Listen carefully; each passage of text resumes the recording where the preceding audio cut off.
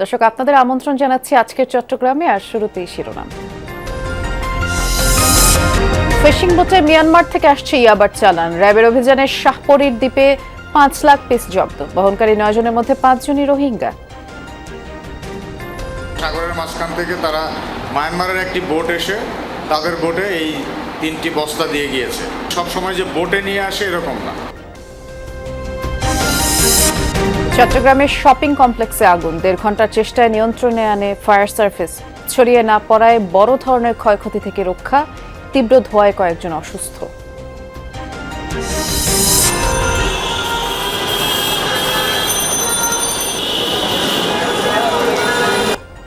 বন্দরনগরীতে শব্দ দূষণের ভয়াবহতা। কারণে অকারণে বাড়ছে হর্ন দেওয়ার প্রবণতা। শ্রবণ শক্তি ক্ষতিগ্রস্ত হচ্ছে বলছেন চিকিৎসকরা। সাউন্ড পলিউশনটাকে সাধারণত আমরা যদি মোটা দাগে বলি যে এটাকে ইনভিজিবল কিলার বলা হয়।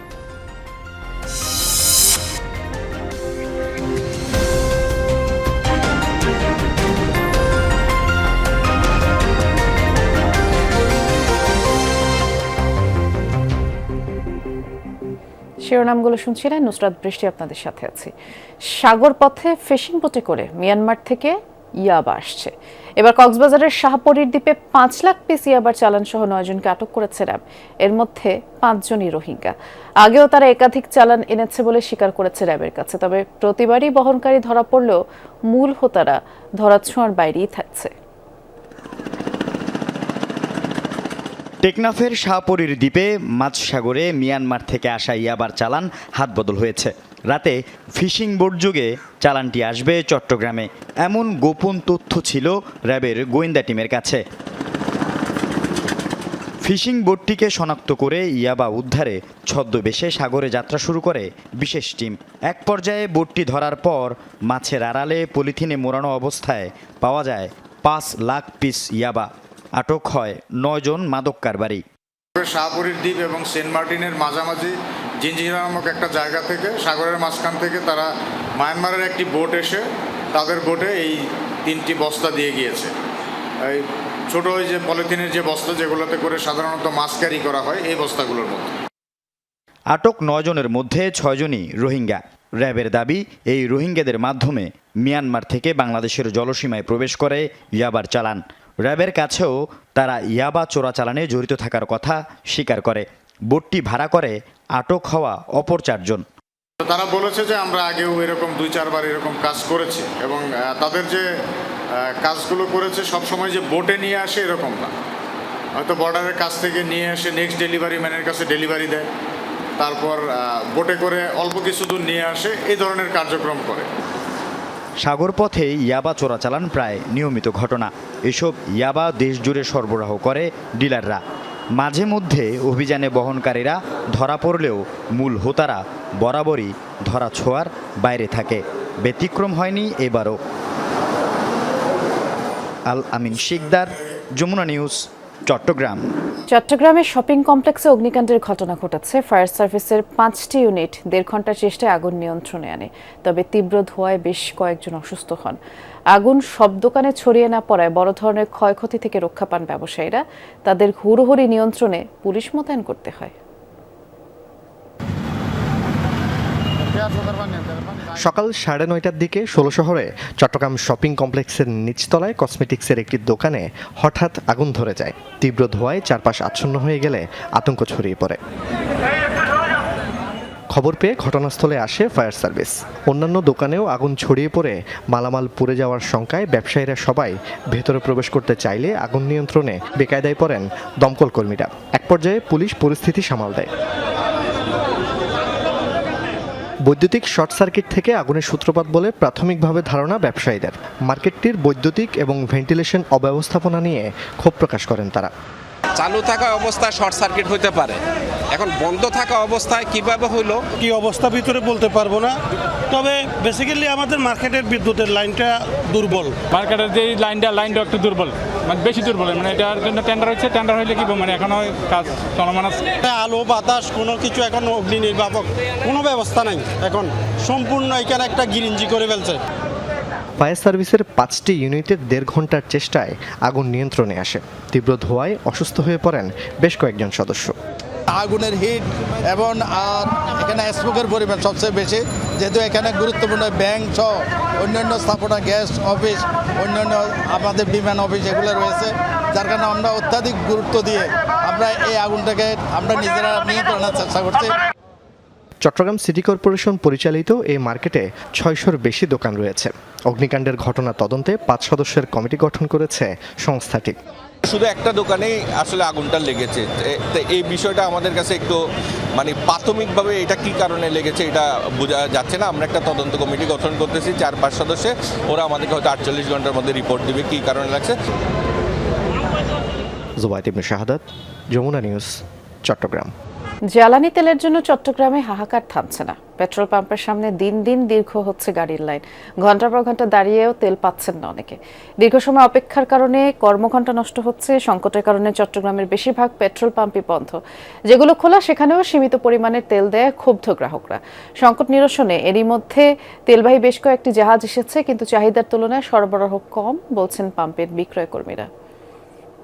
এ ব্যাপারে আরো বিস্তারিত জানানোর জন্য সহকর্মী জুবায়ের রিফাত অপেক্ষা করছেন আমাদের জন্য। রিফাত, প্রতিদিন তো আমরা ফিলিং স্টেশনের সামনে সেই একই চিত্র দেখি, পরিবহনের দীর্ঘ লাইন এবং চাহিদা অনুযায়ী পর্যাপ্ত জ্বালানি পাচ্ছে না। কি মনে হয় আসলে ডিপো থেকে কি পর্যাপ্ত জ্বালানি পাওয়া যাচ্ছে না, নাকি অনেকেই দেখছি সিন্ডিকেট করে কিংবা তেল মজুত করে রাখছে, সেজন্য এই সমস্যা? বৃষ্টি, গত 1 সপ্তাহ নাগাদ প্রতিটি পেট্রোল পাম্প থেকে দায়িত্বরত যে কর্মকর্তারা আছেন তারা আমাদেরকে একটি কথা যেমনটি বলছেন যে প্রত্যেকটি পাম্পে কিন্তু তারা কিছু মোটরসাইকেল চালকের কথাই স্পেসিফিক বলছেন যে কিছু মোটরসাইকেল চালককে তারা প্রতিদিনই দেখছেন যে তারা পাম্পগুলোতে এসে ভিড় করছেন এবং প্রতিদিনই তারা তেল নিচ্ছেন। স্বভাবতই আপনি জেনে থাকবেন, একটি মোটরসাইকেলে যখন 10 থেকে 12 লিটার তেল নেওয়া হয় এবং সারাদিন চালিয়েও কিন্তু আসলে এবং যে গুরুত্বপূর্ণ কাজগুলো সেগুলো শেষ করেও কিন্তু আসলে একদিনে বা 2 দিনে শেষ হয়ে যাওয়ার কথা না। এটি একটি প্রাথমিক বিষয়। কিন্তু পাম্প কর্তৃপক্ষ যেটি বলছেন যে কিছু কিছু মোটরসাইকেল চালক রয়েছেন, অর্থাৎ কতিপয় মোটরসাইকেল চালকরা তেল মজুত করছেন, এমন একটি কথা তারা বলছেন। আর ডিপো থেকে যে কথাটি আপনি বললেন, ডিপো থেকে তারা সরবরাহ না পাওয়ার কথাটি আমাদের প্রায় সময় বলছেন। আর বাস্তব চিত্র হলো প্রত্যেকটি পাম্পে কিন্তু আমরা দেখছি যে রেশনিং পদ্ধতিতে যে জ্বালানি সরবরাহ কার্যক্রম সেটি করা হচ্ছে এবং শহরের অধিকাংশ পেট্রোল পাম্প কিন্তু বন্ধ। গেল 1 মাস ধরেই কিন্তু সারা দেশে জ্বালানি সংকট চলছে এবং চট্টগ্রামও তার ব্যতিক্রম নয়। মানুষের যে ভোগান্তি, যে কষ্ট, যে দুর্ভোগ সেটি কিন্তু দিনে দিনে বেড়ে চলেছে এবং প্রত্যেকটা পেট্রোল পাম্পের সামনে আমরা দেখেছি যে অপেক্ষারত মানুষের সংখ্যা জ্বালানি নিতে দীর্ঘ থেকে দীর্ঘতর হচ্ছে এবং ভোগান্তির যেই পর্যায় সেটি কিন্তু কোনো ক্ষেত্রে একেবারে 4 থেকে 5 ঘন্টা, 6 থেকে 7 ঘন্টা পর্যন্ত আসলে পাম্পগুলোর সামনে আমরা অপেক্ষা করতে দেখেছি যারা জ্বালানি নিতে এসেছেন তাদেরকে। এবং মানুষের মধ্যে সবচেয়ে যে অসন্তোষের জায়গাটা সেটি আবার সেক্ষেত্রে তাদের যে কষ্টের জায়গাটা সেটি আসলে একটু বাড়তে পড়ছে, তেমনটি তারা অভিযোগ করেছেন। আর এই জ্বালানি সংকটে সবচেয়ে বেশি কষ্টে আছেন রাইড শেয়ারিং যারা করেন, তারা আসলে সবচেয়ে বেশি কষ্ট রয়েছে এবং ব্যক্তিগত পরিবহনের চালক এবং মালিকরাও বেশি ধরনের কষ্ট রয়েছে। সত্যের কোনো খবর নেই। ডিপো থেকে যে সরবরাহ সেটি স্বাভাবিক শুনছিলাম আপনার মাধ্যমে। ধন্যবাদ রিফাত। দেশের সব বিমানবন্দর, রেলওয়ে স্টেশন সহ দ্রুতগতির ট্রেনগুলোকে ফ্রি ওয়াইফাই সেবার আওতায় নিয়ে আসার লক্ষ্যে কাজ চলছে বলে জানিয়েছেন ডাক, টেলিযোগাযোগ ও তথ্য প্রযুক্তি মন্ত্রী ফকির মাহবুব আনাম। সকালে কক্সবাজার জেলা প্রশাসকের কার্যালয়ের সম্মেলনে আয়োজিত এক মতবিনিময় সভায় যোগ দেন তিনি। মন্ত্রী বলেন, দেশের 4টি ট্রেনে সফলভাবে ইন্টারনেট সেবা চালু করা হয়েছে, যার মধ্যে 2টি ট্রেনই কক্সবাজার রুটের। মাছ ধরার ট্রলার ও জেলেদের নিরাপত্তার উপর গুরুত্ব আরোপ করে মন্ত্রী বলেছেন, বঙ্গোপসাগরে জেলেদের নিরাপত্তার স্বার্থে স্যাটেলাইটের মাধ্যমে ট্রলারগুলোকে ইন্টারনেটের আওতায় আনা জরুরি। এক্ষেত্রে সংশ্লিষ্ট সবার সহযোগিতা প্রয়োজন। আর এছাড়াও সরকারি হাসপাতাল ও পর্যটন কেন্দ্রগুলোকে ফ্রি ওয়াইফাই এর আওতায় আনার কাজ চলছে বলেও জানান তিনি। স্বরাষ্ট্রমন্ত্রীর নির্দেশে চাঁদাবাজ নির্মূলে পক্ষপাতমুক্ত তালিকা তৈরির কাজ চলছে বলে জানিয়েছে র্যাব। দুপুরে কারওয়ান বাজারের সংবাদ সম্মেলনে বাহিনীটির লিগ্যাল অ্যান্ড মিডিয়া উইং এর পরিচালক MZM ইন্তেখাব চৌধুরী জানিয়েছেন, তালিকা ধরে শিগগিরই অভিযান শুরু হবে। সংবাদ সম্মেলনে তুলে ধরা হয় চাঁদাবাজি সহ বেশ কয়েকটি চাঞ্চল্যকর ঘটনার চিত্র। গত 48 ঘন্টায় চট্টগ্রাম ও নারায়ণগঞ্জ সহ বিভিন্ন স্থানে অভিযান চালিয়ে অস্ত্রধারী সন্ত্রাসী, মানব পাচারকারী, মাদক ব্যবসায়ী সহ বেশ কয়েকজনকে গ্রেফতার করা হয়। চট্টগ্রামের বাকুলিয়ায় ব্যবসায়ীর কবজি বিচ্ছিন্নের ঘটনায় একজনকে আটক করা হয়। এর পাশাপাশি পতেঙ্গা উপকূলে ট্রলারে অভিযান চালিয়ে 5 লাখ পিস ইয়াবা সহ 9 জনকে গ্রেফতার করা হয়। 50,000 লিটারের বেশি ভোজ্য তেল জব্দ করেছে র্যাব।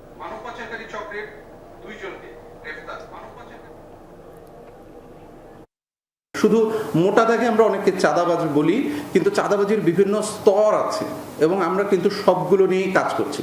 র্যাবের 15টা ব্যাটালিয়নকে একই নির্দেশনা প্রদান করা হয়েছে যাতে করে যেই লেভেলেরই চাঁদাবাজ হোক, সব ক্ষেত্রে ব্যবসা প্রতিষ্ঠানেও চাঁদাবাজি হয় বিভিন্ন ধরনের। তো এই স্তরগুলোকে বিবেচনা করে ছোট থেকে বড় সবগুলো স্তরকেই বিবেচনায় রেখে এই চাঁদাবাজির লিস্ট তৈরি করা হচ্ছে। শব্দ দূষণ ভয়াবহ রূপ নিয়েছে চট্টগ্রামে। স্বাভাবিকের চেয়ে দূষণের মাত্রা প্রায় দ্বিগুণ। আর এ কারণে অকারণে হর্ন দেওয়ার প্রবণতা চালকদের মধ্যে নিয়ম নীতি কেউই মানছে না, যার ফলে শ্রবণ শক্তি ক্ষতিগ্রস্ত হচ্ছে বলছেন চিকিৎসকরা। শব্দ দূষণ বন্ধে কারো কোনো উদ্যোগও নেই।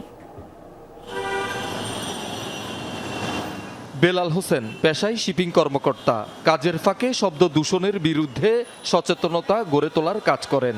চট্টগ্রাম নগরীর মোড়ে বা সড়কে প্লেকার্ড হাতে দাঁড়ান। অপ্রয়োজনে হর্ন না বাজানো এবং শব্দ দূষণ বন্ধের আহ্বান জানান। আত্মীয় স্বজন সহ অনেকে পাগলামি বললেও কানে নেন না।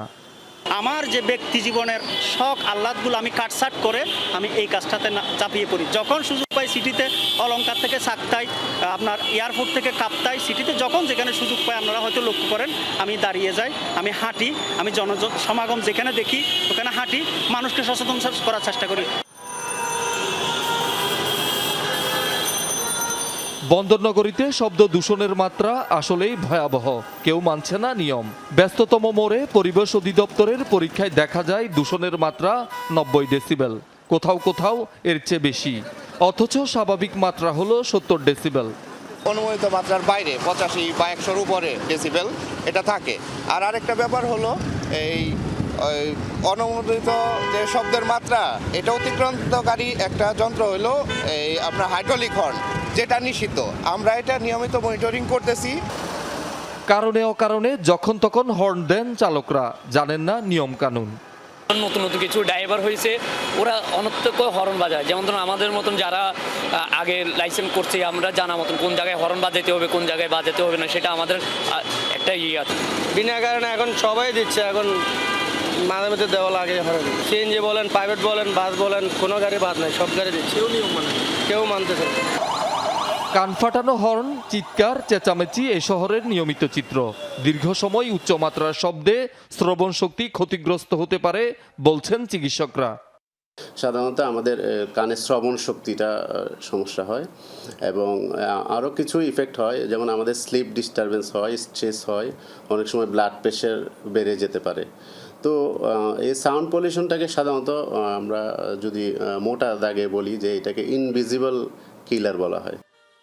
পরিস্থিতি নিয়ন্ত্রণে সচেতনতা তৈরির পাশাপাশি আইন প্রয়োগের তাগিদ বিশিষ্টজনদের। প্রত্যেক গাড়ির হর্নগুলো চেক করা দরকার। সেই কি মাত্রার হর্ন চালাতে পারবে। হাইড্রোলিক হর্নগুলো নিষিদ্ধ, কিন্তু বাস, ট্রাকে এখনো পর্যন্ত এগুলো আছে। কোনো কোনো জিপে বিকট আওয়াজের কিছু হর্ন লাগানো হয়েছে, সেই গাড়ির কিন্তু অরিজিনাল হর্ন এটা না। তাহলে ট্রাফিক পুলিশ এটা দেখেও না দেখার ভান করার কোনো সুযোগ নেই। শহীদুল সুমন, যমুনা নিউজ, চট্টগ্রাম। খাগড়াছড়ির পানছড়ি উপজেলায় বর্ডার গার্ড বাংলাদেশ বিজিবি 3-এর বিশেষ অভিযানে 1400 রাউন্ড গোলা বারুদ উদ্ধার হয়েছে। আর এ সময় একটি মোটরসাইকেলও জব্দ করা হয়। দুপুরে বিজিবি সদর দপ্তর থেকে বিষয়টি নিশ্চিত করেছে।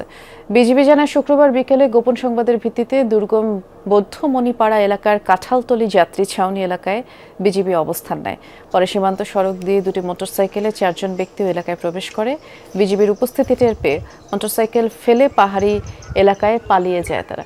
পরে ঘটনাস্থলে তল্লাশি চালিয়ে পরিত্যক্ত 1400 রাউন্ড গোলাবারুদ উদ্ধার হয়।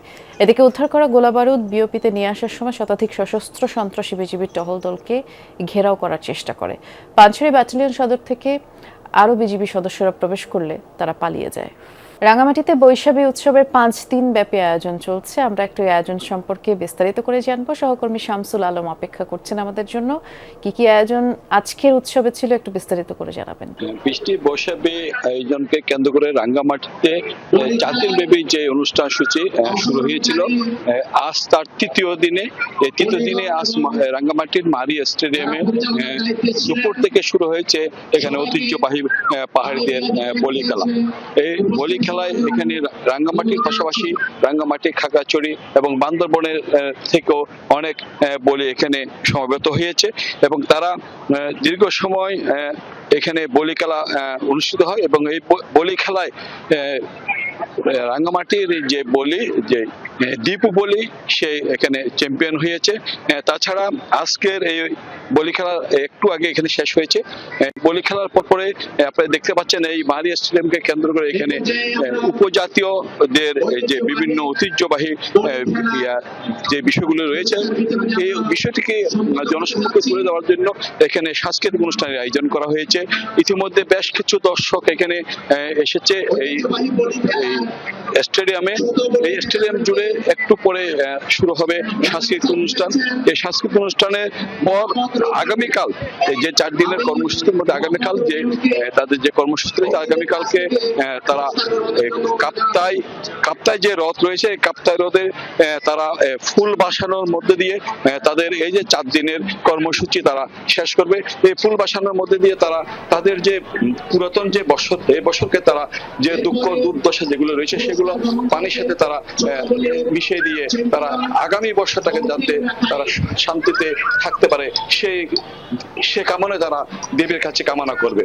এই ছিল রাঙ্গামাটি থেকে সর্বশেষ বৃষ্টি। শুনছিলাম, ধন্যবাদ শামসুল। পবিত্র হজ পালনের জন্য নিবন্ধিত হজ যাত্রীদের নিয়ে প্রশিক্ষণ কর্মশালা ও প্রীতি সমাবেশ অনুষ্ঠিত হয়েছে চট্টগ্রামে। হজে বাইতুল্লাহ ট্যুরস অ্যান্ড ট্রাভেলস আয়োজিত প্রশিক্ষণে বক্তারা হজ পালনের নিয়মকানুন, আবাসন, পরিবহন সহ বিভিন্ন বিষয় নিয়ে আলোচনা করেন। শৃঙ্খলা, ধৈর্য ধারণ, নিয়মানুবর্তিতার পাশাপাশি ইবাদতকে প্রাধান্য দেওয়ার আহ্বান জানান বক্তারা। এ সময় প্রতিষ্ঠানের চেয়ারম্যান ও চট্টগ্রাম বিশ্ববিদ্যালয়ের আরবি বিভাগের অধ্যাপক সহ অন্যান্য আলেমরাও বক্তব্য রাখেন। এ ছিল আজকে চট্টগ্রামের আয়োজনে। সাথে থাকার জন্য ধন্যবাদ। নিরাপদে থাকবেন।